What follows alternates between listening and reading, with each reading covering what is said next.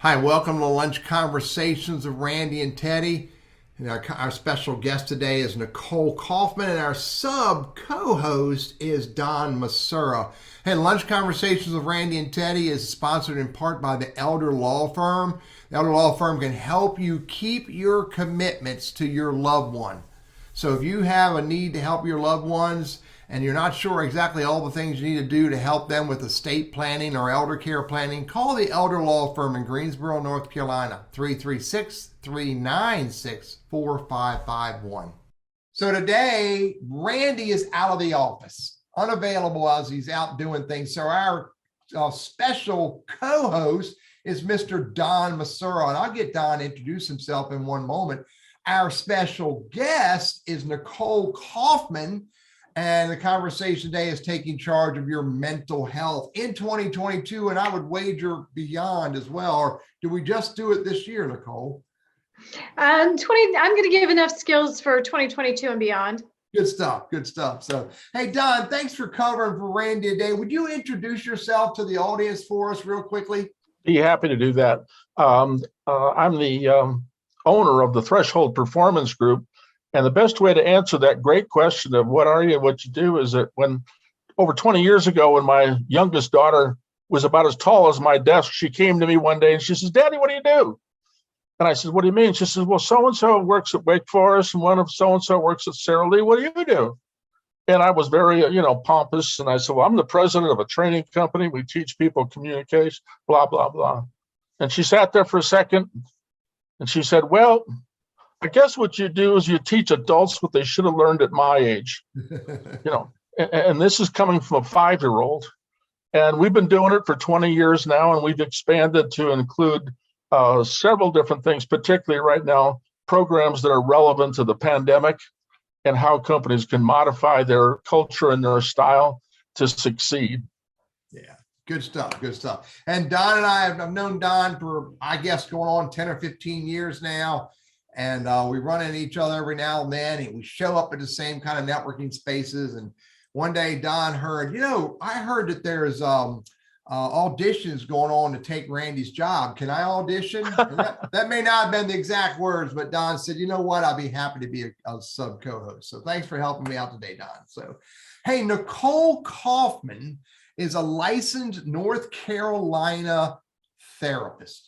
And she works with people who are goal-directed, listen to these words, goal-directed, action-oriented adults. The moment we use the words adults, I may be out of that picture. But anyway, Nicole believes that people don't pay for therapy, they pay for results. So I'm happy to have Nicole here. Nicole, would you help me out a little bit more and introduce yourself a little bit more to the audience, please? Absolutely. Yes, my name is Nicole. Thank you again for having me. I really appreciate the opportunity. I am a North Carolina therapist. That is correct. I would like to think of myself as kind of a unicorn therapist. I'm that therapist that probably talks too much in session. I'm actually going to talk to you. And I try and work myself out of a job. My goal is to get you in to my office. We work on some things. We level you up in terms of functioning and overall performance, and hopefully level you up beyond baseline. So I want to help you with what's going on with you, but I actually do want to move you beyond that so that you don't have to keep coming to me for, months or years. The idea is to get in, to get out, to get on with your life. Yeah, get in, help people, and move on down the road. I'm with you. Yeah, so good stuff. Let's see. I want to make sure all my microphones are off and on, except for the panelists. We're good. So, Nicole, and by the way, if I didn't say where Randy was doing, he's not off playing around. Those of you who show up every now and then, he's a part of Leadership Winston-Salem. Great group, a great community activity. And one Wednesday out of the a month, he goes off and does that. They reached out to me and validated that as his employer, I would let him do that. And I said, sure, go ahead. But Leadership Winston-Salem, if you haven't looked at your leadership organizations in your city, I recommend you do it. They're usually good groups. Nicole, let's talk a little bit about what's going on. I mean, we got a lot of chaos going on in life. You name it, it's all happening. Societal, political, epidemic, supply chain, the great resignation. Good golly. I mean, how are we showing up with smiles? Right. And so share with me a little bit about what are you seeing? And you don't need to tell me specifically about, Tom, Dick, Harry, or Betty, but what's happening in society from your perspective as a therapist? It's a great question. And what I'm seeing a lot of is a lot of loss of motivation. Folks are coming in and they feel rather directionless the last year and a half, 2 years, or 75 years of this pandemic because that's what it's felt like, have really made people question their direction, made them question what they're doing job-wise, made them question themselves as a partner and a parent. I'm getting, my younger folks are racked with anxiety, and that's my 20-somethings. I'm getting people who are having relationship challenges. If those relationships were challenged pre-pandemic, man, are they challenged now? Yeah. So a lot of anxiety, depression, low motivation, and still just trying to deal with this reset of how to move forward.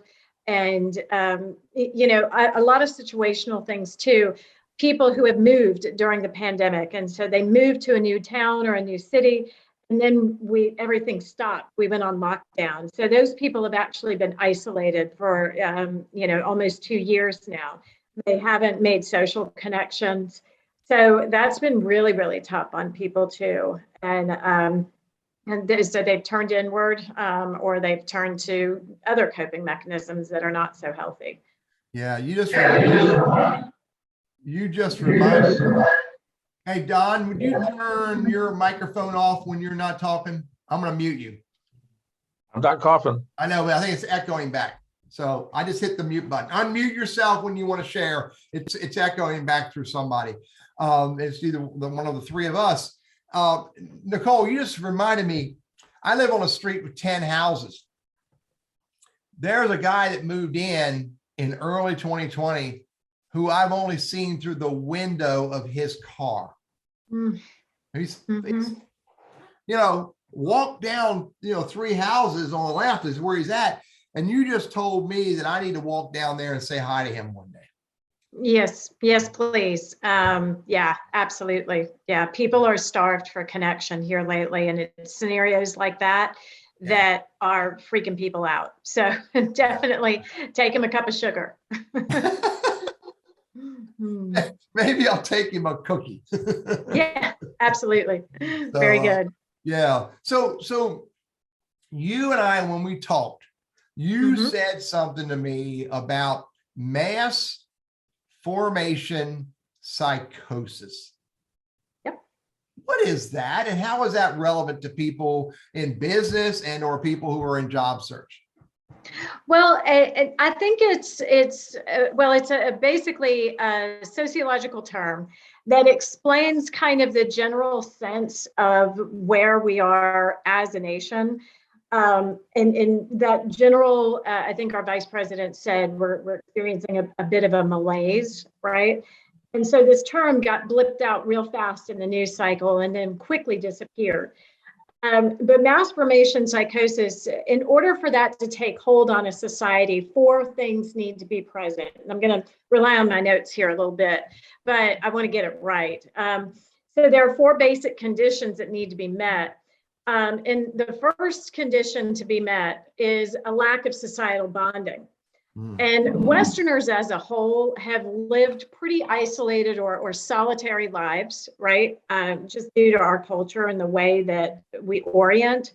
So what was already a fairly isolated or singular existence, society-wise, has been emphasized fairly recently by, the fracturing of our culture, along racial lines. For instance, last summer, that was a big thing when we had the protests over the summer. And loneliness was a thing for Westerners long before the pandemic. And then, when we were all afraid that we were transmitting virus, it got even worse. So That's one condition that needs to be met. The second condition that needs to be met in order for this to take hold is when the majority of people view their lives as being without purpose or meaning. Okay, so an existential kind of crisis thing is going. If a recent poll of young people in the UK actually revealed that 89% of those aged 16 to 29 believe that their lives have no meaning or purpose. All right. And then studies that show half of all adults believe that their jobs are completely meaningless. Right. So people are just kind of sleepwalking through. And so it's really a crisis of what am I even doing? All right. So I think we can agree that some of that is going on. Thirdly, the third condition for this to take hold, free-floating anxiety. A quick count of the number of anxiety and depression medications. We are hooked, folks, on anxiety and depression medication. You look at that and we can get anxious over anything. We can get anxious over credit card bills, internet connections, traffic. We have the capacity to make ourselves anxious just by thinking about it, even. And so a dependence then on this kind of medication. And then lastly, fourth condition, high levels of frustration and aggression with no discernible cause. So for that, I would point to the increased crime rates that we're seeing across major cities.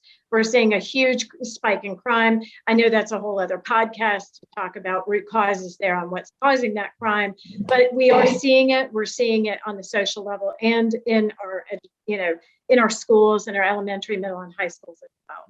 Yeah. So those four things have resulted in, I feel like what we're all dealing with now, parallel experience with each other, with kind of what this, I think, pandemic has done to us over the last couple of years. Yeah. Don, you have something? I had a question. Hey, Don, give me 1 minute. And Nicole, are you using a desktop microphone or is it moving? I've gotten a lot of feedback and it sounded like it was coming from you. Like your mic, like your mic is moving or something's rubbing up against it. Okay, we'll get by it. Don, what was your thought? Yeah, Nicole, I remember one time when I was going through some difficult issues, and I did go to a therapist, and he gave me a kind of a standard test, and he said, Don, he says, there's no question, you're going through a lot, but your depression is situational depression. It's not clinical. Because everybody doesn't know when they really need to go to medication. And you were talking about this, depression and anxiety. Well, we all live in depression, anxiety, and we'd love to take the edge off. But sometimes it's, more than that. When do you know which is which as a patient?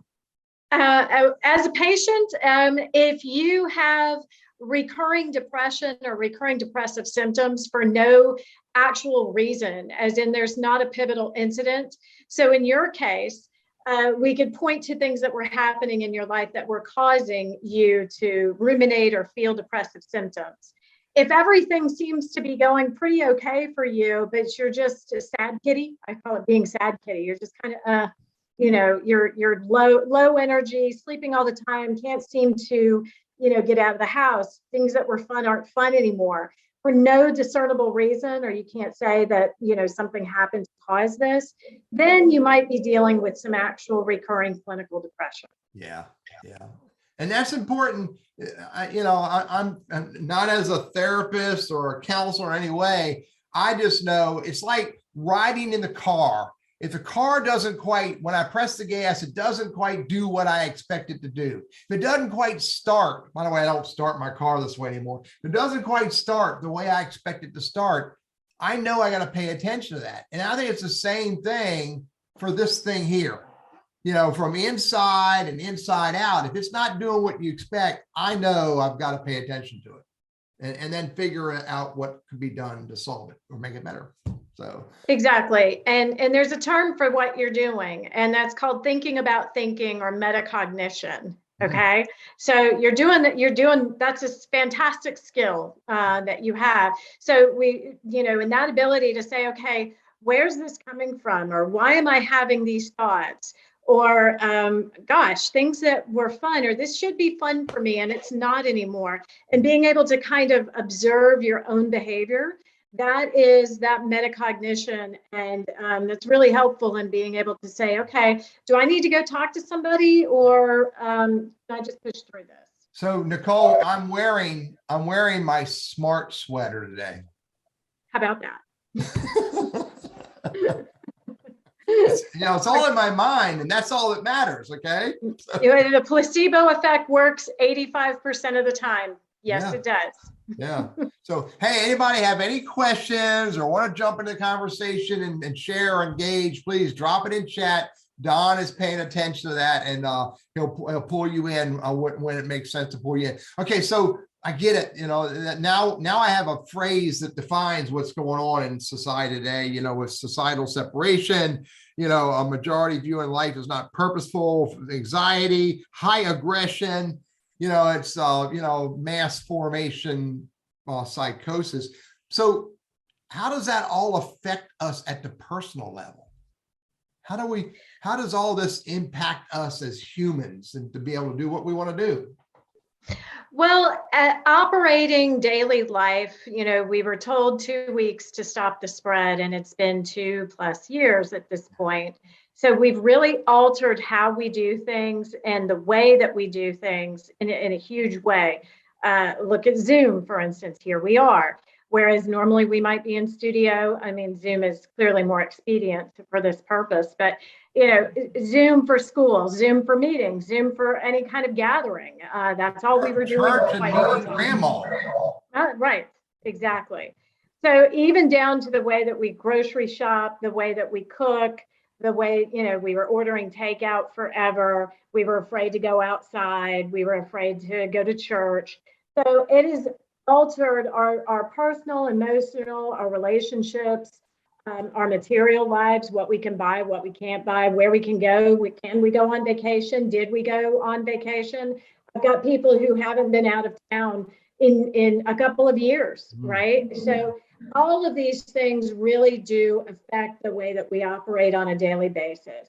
Yeah. And feeling constricted, or that you're bumping up against a set of rules, or incurring judgment from other people all the time, really has a dampening effect on your mood, your outlook, your level of enthusiasm for life, and being able to show up as your best self, either at your work or for your partner, for your kids, and even for yourself. I have people coming in my office saying, I don't even know who I am anymore. This feels so weird. Yeah. Hey, Don, you had something to throw in? Yeah, Nicole, I'm really happy that mental health has gotten a higher and higher profile, and more people are taking the encouragement to get some help. But other than the internet, which is booming right now as far as solving problems, how would you suggest somebody select a therapist? Because that relationship is really key to getting better. What kind of, 1, 2, 3, can you say, okay, I'm going to call Nicole, or I'm going to call Teddy, okay? Right. Or I'm going to go to my bartender, okay? Right, yeah, which people do, obviously. Well, Psychology Today is the go-to clearinghouse for finding a therapist in your area. And so I would go to that source. Those people are licensed, they're reputable if they are on the site. So you want to ascertain that, first of all. And then second of all, I hate to say it, but it's almost like dating. You're going to have to shop it a little bit. Okay. So I would say pick 3 that seem to look good for you and place a phone call. And therapists are so covered up right now with appointments that, getting in to see one is going to take a minute. So just be prepared to be patient. And, I would set an appointment, quite honestly, with all 3 of them and try them out. It's just like anything else. They're going to be your flavor or kind of not be your flavor as far as you getting along with them, liking their attitude. Ask them about their therapeutic approach. If they can't name you the modalities that they're going to use with you, or what they think that they would like to explore with you after you tell them a little bit about what's going on. They need to be able to harness the problem that you're presenting with and be able to speak to that in a way that makes sense to you. If they just sit there and ask you, well, how does that make you feel? Or they sit there and you prattle on for, half hour, 40 minutes, and they don't say anything, my suggestion would be to move right on. And two, but if you just want a sounding board, somebody to go to and just to talk to and just to listen, then that person who doesn't say much might be your person for a little while. Yeah. So those are ways to look at it. I appreciate that, because I know a lot of folks who, let's say, are on the edge. By that, I mean not bad, but they don't know, should I call, shouldn't I call? I've never done this before. People don't tell you when they're seeing a therapist, so they can't give you feedback. And because of the fact that you folks, I say you folks, are so valuable, that, because knowing where to begin is the beginning. Well, and I would like to think that a lot of therapists, or most therapists, I'm real blunt with people. I will tell them, look, we can get over on this, pretty quickly. I will tell people, it looks like you're in crisis or you're having a really hard time. So let's see each other twice a week for a little bit and then start to back off. Or, I will tell people, hey, you're doing better than you think you are. You have a lot of inner strength. So let's explore that. And give people some guidance and some hope that they're not a lost cause. And as Lucy would say in Peanuts, the fact that you admit that you have a problem means you're not too far gone, right? Is what she says. And Lucy only charged a nickel. 5 cents. Yes. Nickels. Yeah, that's what Lucy says. I don't know which is better, Lucy's on the Peanuts or Bob Newhart's philosophy. Right. I'll just leave that there. Well, just stop doing that. Exactly. Yeah. So let's talk a little bit about this then, Nicole. At least he was affordable. Yeah. 5 cents is pretty good. Yeah. Yeah, really. So we have a lot of challenges going on in our lives, and a lot of things that can cause depression and anxiety and low motivation, et cetera, et cetera. And I get it. Going to a therapist can be important for a lot of us, but also there are things, we call it self-care, that we could do ourselves that may have an impact. And I'm being very blunt about using that word may, because I don't want to pretend it's the only answer for everybody. What are some things we could do to help ourselves handle these challenges?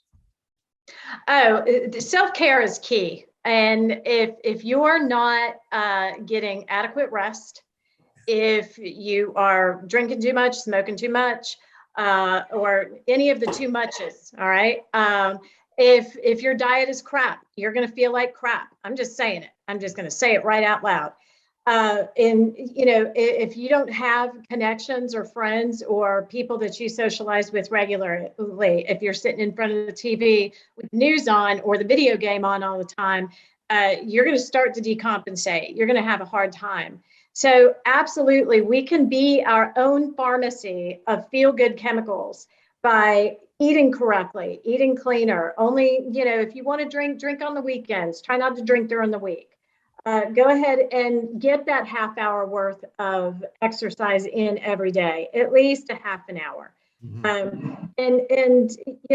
Start reaching out and making connections again, even if that's going to somewhere like Starbucks and just sitting and being around people.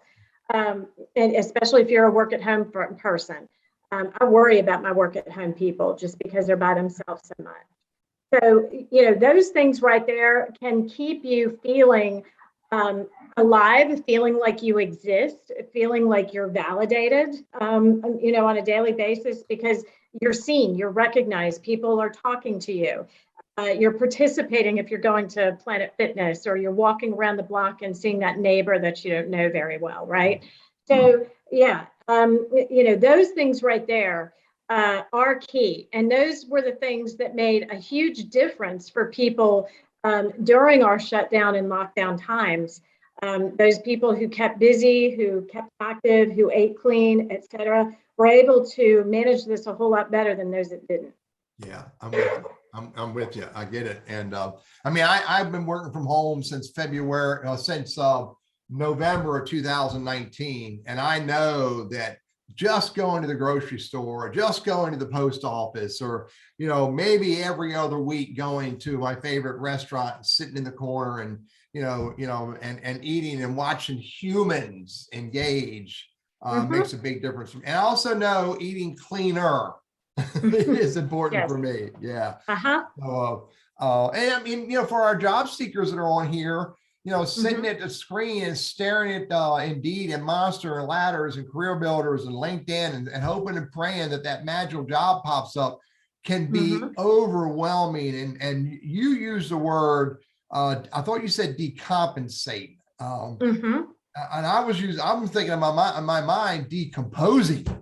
Right. Kind of the same thing. It can. I mean, it just totally destroys the human in us. So we have to do what we can. So thank you for sharing that with us. So if I decide, I got 3 minutes for and a half minute of my show, talk a little bit about behaviors again in the context of self-care, of our routines. Exactly. So, if you've gotten out of the routine of, let's say, working out, or maybe you gained the COVID-15 and you want to kind of cut that a little bit. Yeah. Okay. All right. I just said 15. I was being generous. So, everybody says, oh, I need to get back in the gym 4 days a week, or I need to stop eating Cheetos. And we know this, right? Logically, we know this, but how are we going to ingrain a new habit? So I help people kind of get that together for themselves. And I say, pick one thing to do, just one thing to do differently for yourself. My go-to for my clients here lately has been 85 to 100 ounces per day. Okay. 85 to 100 ounces of water. Well, I'm just checking. Yes. Yeah. 100 ounces of water per day or more. All right. And you will see a huge burst of energy. Your skin will clear up. You're going to be more focused, more aware, obviously more hydrated, more trips to the bathroom, of course. But that 85 to 100 ounces of water a day can be a game changer. So I would start there. Start with one thing. If you want to go to the gym for a half an hour and then leave. Don't go and do legs and arms and cardio and you're there for an hour and a half and then you can't move the next day. Just go for a little while and then leave. The hardest weight at the gym is the front door. It's walking in. Yeah, I get you. Hey, Nicole, can you hold up your water bottle? Okay. Yeah. And then I had this little teeny thing. That's okay. That's okay. As long as you refill that about 12 times, you're good. Yeah, I can do 3 or 4 pretty easy, but you just told me, and I wrote down this little note to Teddy. Yes. Get bigger water container. Well, what you can do, get a gallon jug, fill it with water, and then just fill yours up that many times, and you've done the same thing. Good point. I like that. So, hey, you're on Lunch Conversations with Randy and Teddy. Randy's out of town. Don Masura is co-hosting with me today. Our special guest is Nicole Kaufman, and we are sponsored in part by the Elder Law Firm out of Greensboro, North Carolina. Who's important to you is how you plan and honor your responsibilities to them is important. And the Elder Law Firm wants to help you with the right estate planning or the right elder care planning. The Elder Law Firm, Greensboro, North Carolina, 336-396-4551. So, Don, anything in chat we got to pick up on, or are we good right now? Yeah, I just want to help everybody that I'm going to have a giveaway.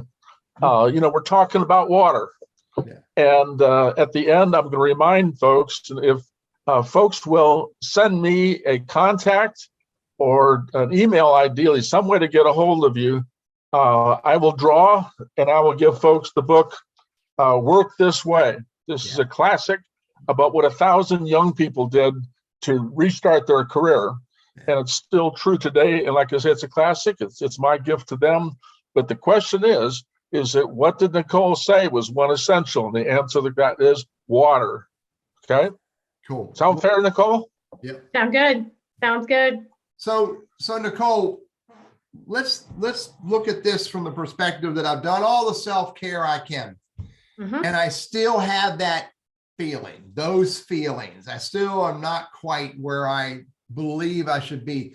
Or maybe it's not that I feel that way. Maybe others are letting me know that I am that way. So if I've done all the self-help I can do, how do I move forward? How do I work through my family and my medical provider and get into a conversation with a mental health therapist? Absolutely. Well, and I'll tell you right now, nobody likes to hear you need therapy. You need to go talk to somebody. Nobody likes to be told what other people think they need to do. So let's say that you're noticing something. Let's flip this. You're noticing something about your spouse or your partner or one of your kids or something like that that's not normal, that's a little off, that seems they're just not being themselves. So a conversation opener for that might be, hey, I've noticed, all right, you're taking responsibility. I have noticed that you're not sleeping so much lately. I've noticed, you're not making a judgment about it. You're just saying, I've noticed this is going on, and checking in. Do you think you're doing okay? Right? Or have you been feeling kind of sad lately? Especially if you're dealing with younger folks. So doing that kind of a gentle startup or a gentle check-in rather than, something's up with you and I don't know what's wrong, but you need to go talk to somebody. That is an invitation for a fight right there that nobody wants. And you're not going to get anywhere because, people are still stigmatized about going to therapy. It's still considered, well, I'm crazy in the head, something's wrong with me, or they're going to put me on medicine and I don't want to be on medicine. And that's really not it. It's just, over 66% of people in our lifetime or throughout their lives will experience something that causes them to temporarily go into some sort of anxiety or depression. So this is really actually quite normal in the average adult lifetime. I say that we all need couch time at some point. It's just a matter of when, right? So, and if things just don't seem to be coming together for you, you're doing all the self-care, you're there, but people are like, something's off with you. I don't get it. I'm not understanding, what's happening for you. Well, then there's a clue. Go to your medical provider and just say, hey, I've just not been feeling awesome lately. And he or she, could recommend somebody for you. Your medical provider can also prescribe if they think that you don't have to go to a psychiatrist now if you want antidepressants, et cetera. You can go straight to your medical provider and they can get you some Lexapro, some Prozac, some of the very pedestrian anxiety, depression medications. They'll always prescribe the lowest possible dose to see what happens and see how you react. So, you can always try that. Most therapists, myself, for instance, I cannot prescribe. So you can come and see me, but I cannot prescribe any medications for you. An actual psychiatrist can prescribe, but that psychiatrist usually does not give you therapy. So they're sitting there trying to figure out what's wrong with you, but they won't work with you for 50 minutes, on your life problems. So that's kind of the difference between your medical provider, a therapist, and a psychiatrist. Statistically, your best results are obtained if you choose to go the medication route, taking that medication as it's prescribed, and also coming to a therapist concurrently. So, that's the way the rich get richer, the poor get poorer, right? If it was just a magic pill that was going to cure all of us and get us to our happy place, we'd all be on pills and I wouldn't have a job. So that's how that works. Yeah, and I dread that society. I get it. I think science and drugs have their place, but I think I also know personally getting to the root cause and trying to resolve that can have a longer lasting impact. Don, did you have something? Yeah, I had a question, and I'm listening closely. Okay, I'm listening closely. Is that we talked about the stigma of people seeing somebody, and one of the things that I've found in talking to some of my clients is that they say, well, I receive some help for depression. And all of a sudden you find out, gosh, there's a lot of folks that have received help, but they never told anybody. They just said, yeah, I had a problem in my family. I did this, I did that. They were great. They were, whatever it was. What are your recommendations about informing people in your life that you're close to, that you're receiving help, care? For instance, I'm a father, I've got kids, and that now they're realizing I'm smarter than I ever thought I would be. And we know that. But the point would be is that sometimes they have had therapy. They never told me, and I'm their dad. And I wonder, well, why didn't they tell me? What's your recommendation about sharing? The big word is sharing, that you are receiving help, and what that's going to result in. Well, I would say I'm looking at it both from the therapeutic side and from the familial side. The confidentiality in North Carolina starts at 18 years old. So at 18 years old and older, you're not obligated to inform a parent that you're receiving services. Under that, of course, you're considered a minor, and parents can inquire about what's going on with the child with the therapist. Now, as far as disclosing that, I would say it would depend on what's going on for you. For instance, if perhaps you are managing something that's pretty serious, like bipolar, all right? Bipolar has some pretty traumatic and erratic behavior associated with it that more than likely close loved ones have been witness to. So if you begin receiving services around that diagnosis, then definitely I would, alert people that, hey, I know you were worried about me, because it's really alarming behavior to those who are closest. I know you were worried about me, and I'm trying to manage this better now by seeking out services. For other folks, if you feel like there's a need to disclose, then okay. But I would not lead with that. I have some of my younger folks, they have this kind of social practice of what I call trauma bonding. And they talk about things that have happened to them. And here's what my therapist says. And then they kind of Rochambeau and share with each other about, their traumas and their therapy. And it's kind of a weird way of connecting for some younger folks. I don't think that that's healthy necessarily, to lead with that, especially as a point of connection with other people. So, if you feel like you need to share, then okay. If you feel like it would be beneficial, if you've had an epiphany about what's going on for you, or, maybe you need somebody's support. For instance, if you're trying to do communication differently in your relationship, and you say, hey, I want to try, when I get activated or when I get triggered, it would really help me out if you said XYZ, right? And they can support you, is my point. So, make it beneficial for everybody if you're going to disclose, but I wouldn't wear it like a badge, and I wouldn't use it as a way of saying, hey, we can't do that, or you can't do that because I'm in therapy for that. I mean, we don't want to dictate or try to dictate other people's behavior based on, what we're trying to manage ourselves. Does that make sense?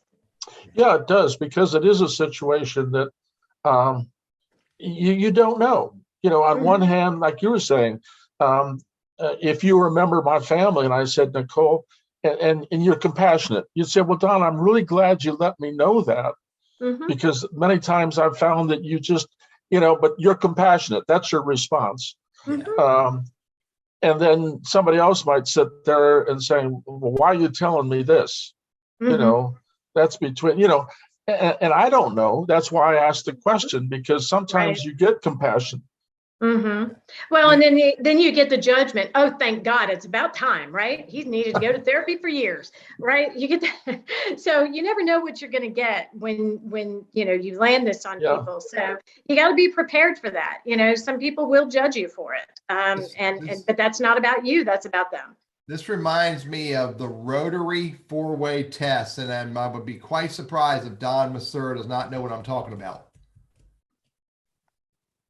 Oh, Rotary four-way test. Have you heard of that, Don? Yeah. Here's what it is. I just thought of something. Wait a minute. So the Rotary four-way test, you're making me think of this in the context of, do we share this with our family? And the Rotary four-way test says this: is it the truth? Is it fair to all concerned? Will it be beneficial to all concerned for them to know about it? And will it build goodwill and or better friendships? So if you're going to share that, you got to ask yourself, why am I sharing it?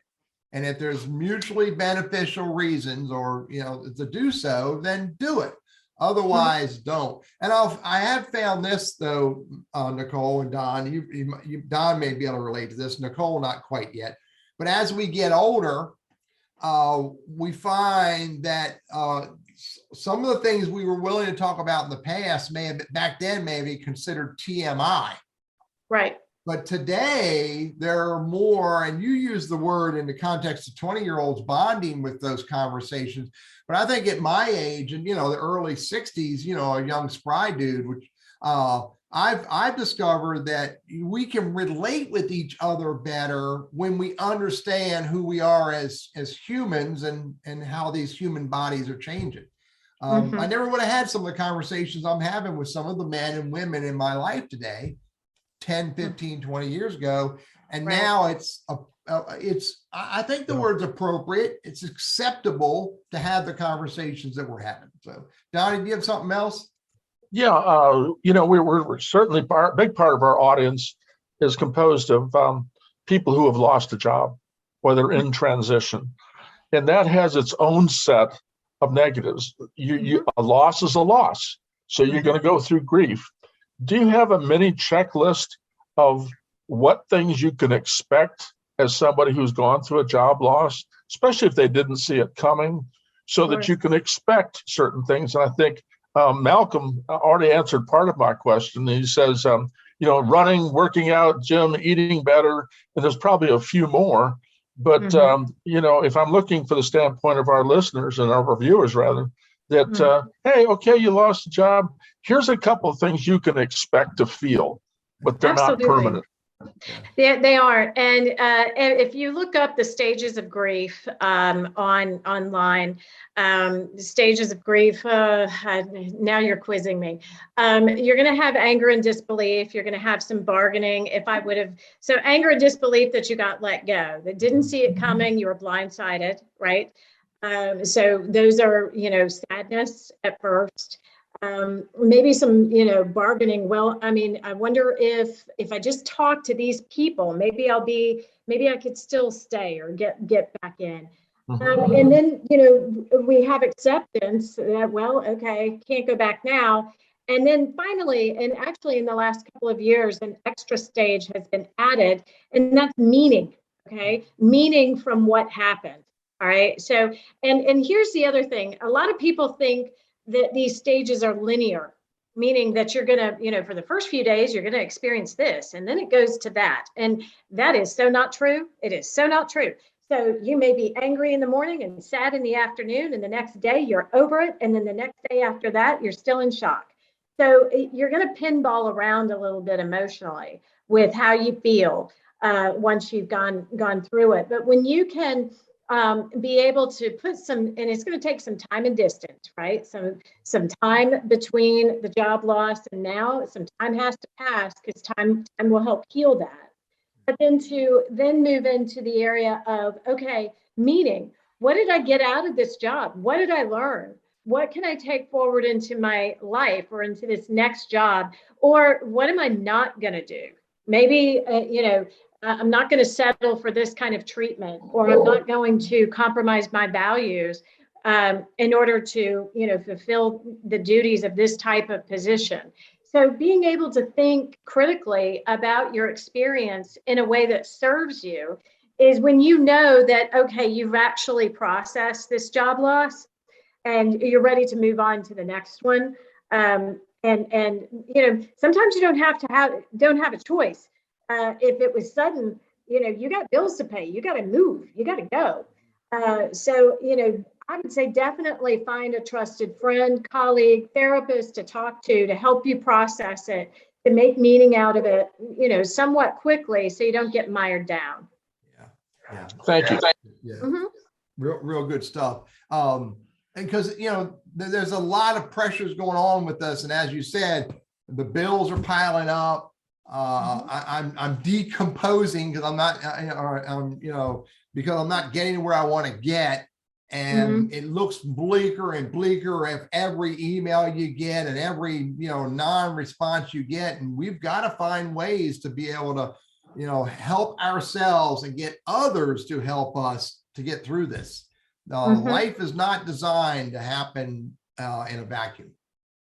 Correct. It's not. And if I can say one thing to that, you want to avoid getting into that destination addiction trap, meaning I'll be happy when. All right. Yeah. So I'll be happy when I get another job, or, when the next job comes, then that will be the answer to all my prayers. Then all my problems will be over. All right. No, I worked with a client one time, and she had, and I know she wouldn't mind me talking about this, she had an HR position, fairly pedestrian HR position. It took her something like 18 months to 2 years to find another position in HR. It was insane. And we were just trying to figure out, okay, what is this process? Why is this taking so long? It was a real stretch for both of us. And it happened when it was supposed to be happen, or when it was supposed to happen. It all unfolded, and actually to her benefit in the very end. She ended up at the exact right place that she was supposed to be. And so even when it doesn't seem like it, that is, the mindset to have, that, okay, each day I'm taking care of myself. I'm making steps toward a new job, right? I'm submitting a resume, submitting applications. I'm networking. I've got my eyes and ears out. I'm volunteering where I can and putting myself out there. You're doing exactly the right thing. All right. You can't will it to yourself. Right. So it's just the baby steps to get out there and make it happen. Yeah, you touched on an important one that Lisa, if I direct everybody's attention to some of the chat notes, Lisa does a nice job of the benefits of volunteering. And it is that question of maintaining your significance. If you go jogging, that's not really, it feels good, but it doesn't do much for your significance. But if you do something and you can see tangible results, that, hey, I've got impact, I've got power, or I've met some people. So I think between the two of you, I appreciate your answer, because of the fact that it is a question that we really are scrambling to establish a new significance, because we put so much pressure on ourselves. But our lives are our jobs are our lives. Yeah, and that's not true, but well, that's more male striated than females. So males tend to identify more with their jobs than females, believe it or not. I get that. And I'm with you in the context of there. We have our whole self. We have our whole self includes lots of things, and you've talked about lots of different areas. It's we have to take care of ourselves physically. Take care of ourselves by eating the right stuff, by being in the right circles, hanging out with the right people, find opportunities to get into conversations with the right people. It's when you're doing all of those different things, which doesn't need to be overwhelming. It can be at a slow, methodical, gentle, casual pace, but you're constantly doing all of these things, that you take your whole self and make your whole self better. I don't work out I'm not a extreme sports guy. I'm 5-10 minutes for the calisthenics and 30 minutes of the treadmill.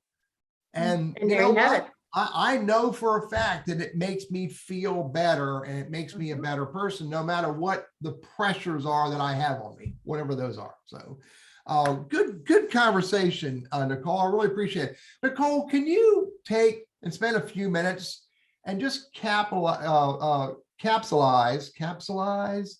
2 or 3 really important points that we all need to have taken away from this conversation? If they didn't hear it, you're going to hear it again right now. Oh gosh, we've said a lot. So, self-care being one of the first things that you can do, and the cheap thing that you can do to keep your head in the game, that is a job search, and to keep yourself feeling productive, keep yourself feeling motivated. And then, so the second thing, we talked a lot about finding a therapist and what does it mean to find a good therapist, and you might need to shop it. And it's okay if you don't like him or her, then you don't have to go back. It's okay, you know. So shop it, and know that you're going to find somebody that you connect with, and it might take a couple of tries. Yeah. And then lastly, gosh, what else did we talk about? I would say the destination addiction thing. Yeah. Let's stay out of that trap. The I'll be happy when, that really crept up on us big time, right? Over the pandemic. I'll be happy when the lockdowns are over. I'll be happy when I don't have to wear a mask. Yeah. And it really delays us from being in the now and being present. I'm going to be rhyming therapist. Stay in the day.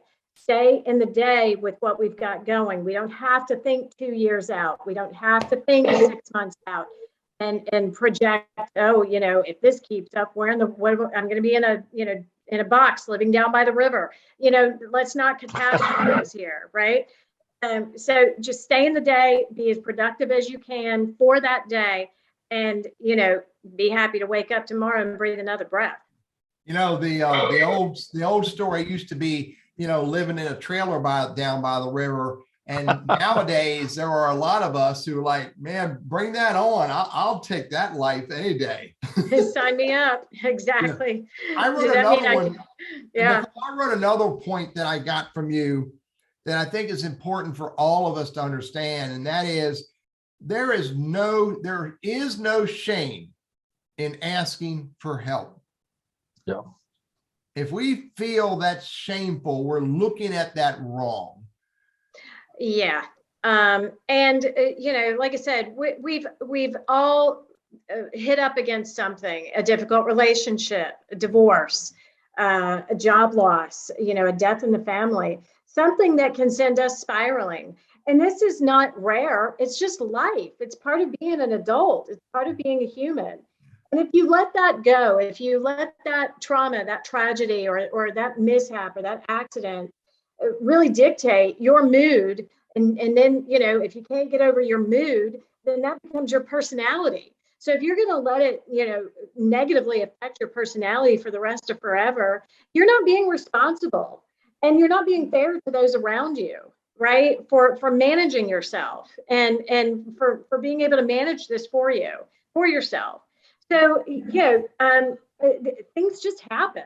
And so, like I said, most therapists, at least I don't want to keep you forever. I don't want to marry you. I just want to help you out and keep you in therapy for as long as you need, and then send you on your way. And then you can boomerang back to me when you need to check in again. A lot of therapists will be that way. And it's, therapists who want to keep you on the couch for the next 2 to 5 years. That's not my thing. I don't have time for that. And I reckon that a lot of people don't either. Yeah. And often solve problems. Well, we can talk about, I can't talk you better, right? I wish I could. And, I can't love you better either. And I'm not here to, just tell you how sorry I am and just love you better.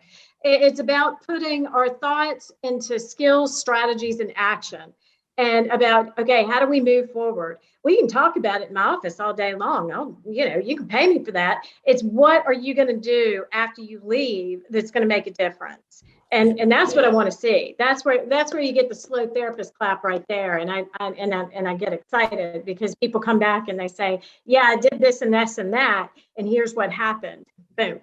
Good stuff. Good stuff. Nicole, thank you very much for showing up today and sharing. Really appreciate it. I'm happy to be here. Yeah. So absolutely. Cool. All right, Don, do you, I have a story. Yeah, you have a book you want to share with people? Then I'll introduce my special guest. Echo, have it. You drink to that, right? Nicole, I'll drink to that. All of us, drink to that. I appreciate the fact that you kept this very real. Sometimes, people get very scientific about health. and they use things and you're going, oh my God, I Yeah. need a dictionary to understand what's wrong with me. And she said I was this. You kept it very human and very relevant. And I think that's a big step for a lot of people. Hopefully today they were listening very closely. And that, in talking about this book, that if folks let me know, remember, magic word is water. Okay. It would say, what was one of the most important things that Nicole said? Drink lots of water. Lots of water. Folks send in, I'll make a drawing, I'll let folks know, and I'll get this book out to them called Work This Way. The other last thing I can say is that I found that a story, I had a client in New York City, and I was going through, and I was a certified career coach, and I asked him if he was networking, and after a couple of times he wasn't doing it. And I said, hey, look, I can't help you if you don't network. You got to talk to the people you know and your friends. And he said, in New York City, Don, you don't understand. You're the only friend I've got. Oh. In a city of 8 million people, a guy like me on a phone is the only friend he has. And so in addition to the help that you give to people, we can help everybody by being a friend. You never know when maybe you're the only friend they've got, and don't assume that, but be compassionate. There you go. Betty, thanks. This is a privilege for me. Nicole, bravo.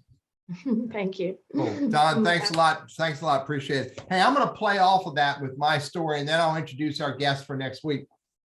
I've had the privilege since 2007 or 8 to be a part of job search transaction, job search groups or career transition groups. And I've probably helped and spoke to thousands of people who are in job search. And a lot of them had the power, had the energy to keep moving themselves forward, but they didn't all have it. And I know personally of 3 people who took their lives because they didn't have the energy or the mental energy to get through it. And I share that with you just because I wrote down 2 points. And that is, pay attention to the people around you. Pay attention, no matter what their journey is, because you never know. I mean, there's a big old meme out there we see all the time. You never know what someone's going through. So don't judge them because you don't know their story. But if they're meaningful to you in some way, if they're relevant to you in some way or another, if you care about them in some simple way, pay attention to those folks that are on the same journey you're on, because you may be able to help them. And often it could just be with just a simple conversation or an introduction to someone who can help them overcome their challenges. I am going to go down the street, Nicole, and say hi to the neighbor that I have not said hi to in 2 years. So very good. The other one is, if you want help, if you think you want help, say hi to me. I'm happy to very friendly, politely, confidentially introduce you to people that you could have a conversation with that could help you. Please don't go at this alone if it's a struggle for you to go at alone. So Nicole, again, thanks a lot for coming. Don, thanks for sharing, being with us today. Hey, our special guest for next week is Debbie Reynolds and Ryan Wilcox. They work for a company called Marsh McClellan. They're an insurance, HR organization. They help organizations with the benefits. Why did I bring them on here? Randy and I said, let's bring somebody onto the show who can talk about how organizations are dealing with the Great Resignation. And a lot of organizations are dealing with the Great Resignation by being more imaginative, more creative.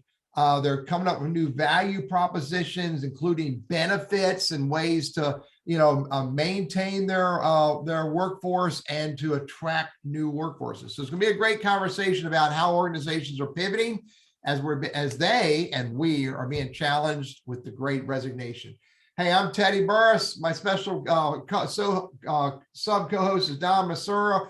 Lunch Conversations with Randy and Teddy. Our special guest today is Nicole Kaufman. Our sponsor is the Elder Law Firm, and we're grateful for them being a sponsor and helping us make this show happen. If you need help with elder law or estate planning, reach out to them. We'll see you next week.